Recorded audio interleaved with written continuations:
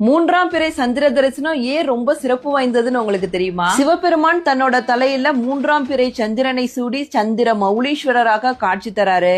அதனாலதான் இந்த மூன்றாம் பிறை சந்திரனை தரிசனம் பண்றது சிவபெருமானோட ஒரு பகுதியை தரிசனம் பண்ண பாக்கியம் நமக்கு கிடைக்கும்.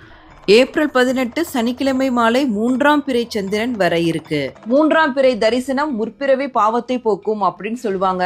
ஒவ்வொரு அமாவாசைக்கு பிறகு வரும் மூன்றாம் நாள்ல தான் மூன்றாம் பிறை நாளாகும்.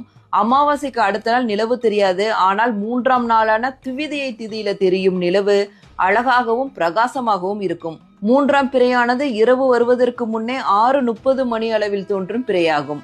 மூன்றாம் பிறையை தெய்வீக பிறை அப்படின்னு சொல்லுவாங்க. மூன்றாம் பிறை தரிசனம் காண்பவர்களுக்கு அறிவு வளரும், ஞாபக சக்தி கூடும், கேட்ட வரம் கிடைக்கும், செல்வமும் சந்தோஷமும் தேடி வந்து கிடைக்கும். மூன்றாம் பிறை சந்திரனை தரிசிக்கும் போது சிவபெருமானையும் சந்திரனையும் ஒரு சேர தரிசித்த பாக்கியம் நமக்கு கிடைக்கும். அன்பே சிவம்.